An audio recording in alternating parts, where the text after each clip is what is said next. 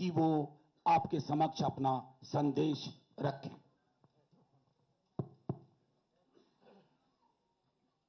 नेता प्रतिपक्ष तेजस्वी यादव जी और तमाम मंच पे बैठे हुए हमारे साथीगण, मेरे पूर्व में अभी जो कमेंट्स किए गए थे वो भी आपके सामने रखे। सबकी भावना आपको मालूम पड़ी। मुझे खुशी है कि मुझे भी आज आने का अवसर मिला आपके बीच में। और जो हालात है देश के और प्रदेश के, उससे चिंतित होना लाजमी आपका भी, जो हमारा चौथा स्तंभ कहलाता है। हालात बड़े गंभीर है देश के अंदर। एनडीए गवर्नमेंट जिस प्रकार चल रही है, डेमोक्रेसी को खतरा है। पूरी तरह देश दुर्विकरण में आ गया है। लोग चिंतित है। देश किस दिशा में जा रहा है कोई नहीं जानता है। किस दिशा में जाएगा किसी को नहीं मालूम है। उस रूप में हम चल रहे हैं। आलोचना कर दो, जेल में जाओ, चाहे वो पत्रकार हो, साहित्यकार हो या कोई एक्टिविस्ट हो। इन हालातों में देश चल रहा है, तो हम सबकी जिम्मेदारी बनती है ऐसे वक्त में देश क्या चाहता है उसका भी हम ख्याल रखें। पूरा मुल्क अभी बिहार की तरफ देख रहा है कि बिहार में चुनाव होंगे, किस करवट फैसला होगा। बिहार में आप मुझसे ज़्यादा जानते हैं क्योंकि यहाँ के रहने वाले भी हैं, एक्सपर्ट भी हैं, मीडिया के साथी भी हैं। हालात बड़े गंभीर हैं, चाहे बेरोजगारी हो, चाहे वो अन्य समस्या लोकल हो जो बताई गई। अभी आपके सामने जब बताया दीपांकर जी ने और सानी जी ने, सब साथियों ने, तो हालात वही है। किसान हो, मजदूर हो, आम आदमी हो, छात्र हो, युवा हो, चिंता लगी हुई है रोजगार की उसको। और जब हम लोग देखते हैं, पूछते हैं, तो लोग बदलाव चाहते हैं।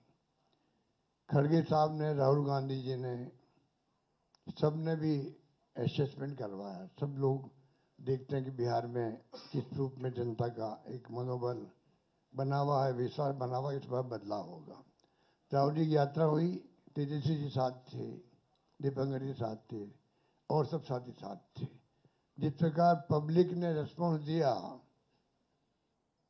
पूरे देश ने देखा उसको, पूरे देश ने देखा। इन हालातों में हम लोग चल रहे हैं। बहुत एक चुनौती हमारे सामने, क्योंकि वो शक्तियाँ वो है जिनका एक मुखौटा है खाली डेमोक्रेसी का। कोई यकीन नहीं है डेमोक्रेसी के अंदर उनका। ये मैं आपको क्या कहूँ, आप खुद जानते हैं। मुखौटा पहन रखा है। ऐसे लोग शासन करें देश के अंदर, चिंता होना स्वाभाविक है हम सबको।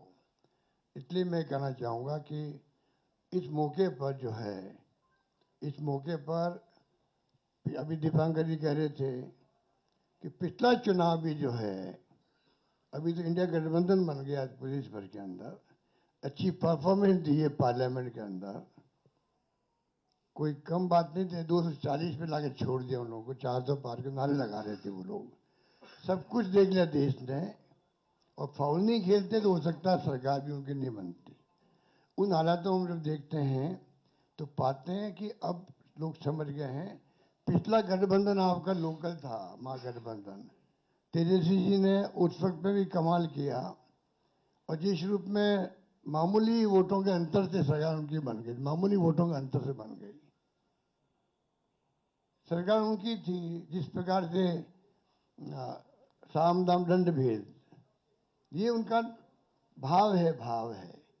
बदले की भावना उनके फितरत के अंदर है। ऐसे लोग बैठे हुए हैं। धन बल का कोई कमी नहीं है। आपका जो इलेक्ट्रल बॉन्ड, वो तो एक एग्जाम्पल है। सुप्रीम कोर्ट ने कहा अनकॉन्स्टिट्यूशनल है ये। इतने कैसे कैसे काम चलेगा? जो पैसा जमा है उनके पास में, जो खेल खेल रहे हैं देश के अंदर, चुनाव को प्रभावित कर रहे हैं, सरकारों को गिरा रहे हैं। मॉडल अलग अलग है उनका। मध्य प्रदेश मॉडल अलग, कर्नाटक मॉडल अलग था, महाराष्ट्र का अलग था और राजस्थान का अलग था। राजस्थान की दाल नहीं गली, इतना फर्क है। आप सबके आशीर्वाद से हमारी सरकार बच गई और 5 साल हमने शासन किया। उन्होंने कमी नहीं रखी थी सरकार गिराने के लिए। उस माहौल में देश में जो हालात बन रहे हैं, ये भी मॉडल है चुनाव जीतने का भी। किस प्रकार फाउल खेलो, किस प्रकार गुमराह करो, लोगों को भ्रमित करो। झूठे वादे करो, झूठे आरोप लगाओ विपक्ष पर।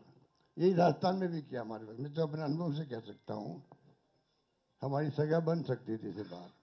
तो उन हालातों में लोग, जो प्राइम मिनिस्टर हो, चाहे गृह मंत्री हो, या इनके खुद के लोग हों, जिस प्रकार ये राजनीति कर रहे हैं, धनबल के आधार पर कर रहे हैं, आप हम सोच नहीं सकते। जो अनुभव बताता मैं मध्य महाराष्ट्र का भी, कोई सोच नहीं सकता किस प्रकार ये धनबल का उपयोग करते हैं चुनाव जीतने के लिए।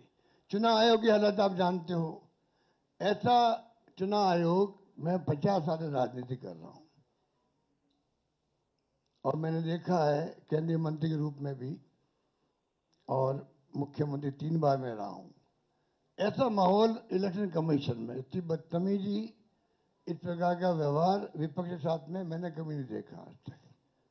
उनके पत्र भी आएंगे खड़गे साहब के पास में, किसी के पास में, तो लैंग्वेज लिखी होगी, वो आप सोच सकते हो कि क्या स्थिति बनती है, क्या लिखते हैं। प्रेस कॉन्फ्रेंस करेंगे, क्या आरोप लगाते हैं विपक्ष पे, ऐसा कभी आज तक नहीं हुआ। लोगों को विश्वास उठ रहा है इलेक्शन कमीशन से भी। चाइना में भी और रशिया में भी इलेक्शन कमीशन है, वहां पे भी। पर चुनाव वहां एक पार्टी जीतती है, तो क्या हम अपने मुल्क को उस दिशा में जाना चाहते हैं? वो चिंता हम सबको होनी चाहिए, आपको भी होनी चाहिए। इसलिए मैं ये कह सकता हूं, खड़गे साहब, राहुल गांधी जी और तमाम जो साथी बैठे हमारे, इन सब की राय लेकर के हम लोगों ने तय किया है, इस चुनाव में अगले मुख्यमंत्री चेहरे के रूप में तेजस्वी यादव जी को हम लोग सपोर्ट करते हैं। जो एक नौजवान है, लंबा फ्यूचर है इनके साथ में, और मेरा अनुभव से मैं कह सकता हूं, जिसका लंबा फ्यूचर होता है, पब्लिक उनको साथ देती है। ये नौजवान है, कमिटमेंट रखते हैं। पिछली बार भी जो उन्होंने स्लोगन दिए थे, नौकरी के दो या कोई दो, या जो वादे किए थे, उसमें खरे उतरेंगे। ऐसा व्यक्तित्व आपके सामने नौजवान के रूप में आया है। सोच समझ के सबने फैसला किया है। ये नेता के रूप में उतरेंगे मैदान में। राहुल गांधी जी ने मिलकर जो यात्रा करी थी, बड़ा इम्पैक्ट है। आने वाले वक्त में इनके अलावा राहुल जी भी आएंगे और नेता आएंगे, प्रियंका जी भी आएगी, सब नेता आएंगे।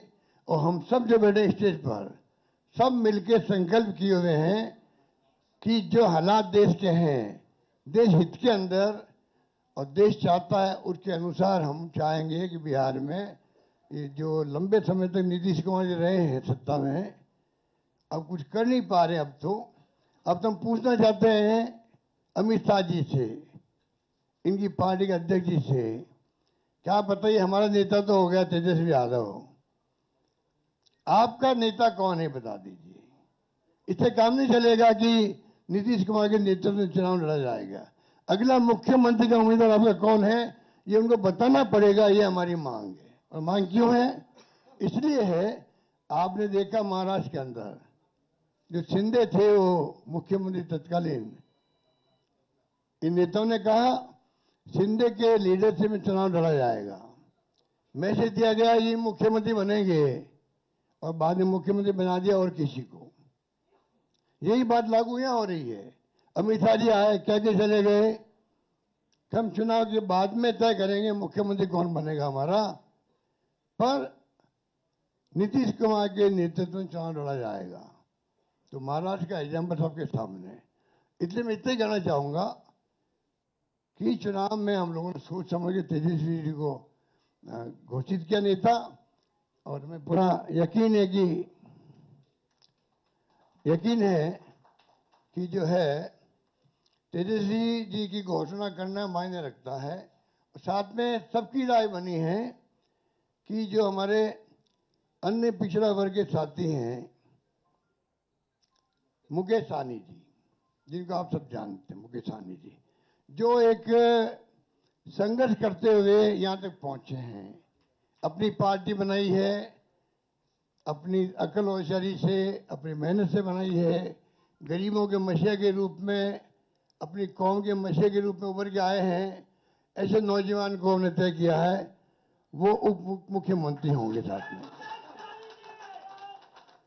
इसके साथ में जो आपके यहाँ बहुत सारे समाज भी हैं, सामाजिक इक्वेशन अलग तरह की है, तो जो अन्य सामाजिक वर्गों के लोग हैं उनमें से मुख्यमंत्री और बनाए जाएंगे, उप मुख्यमंत्री और बनाए जाएंगे। यही बात कह के मैं अपनी बात समाप्त करता हूं।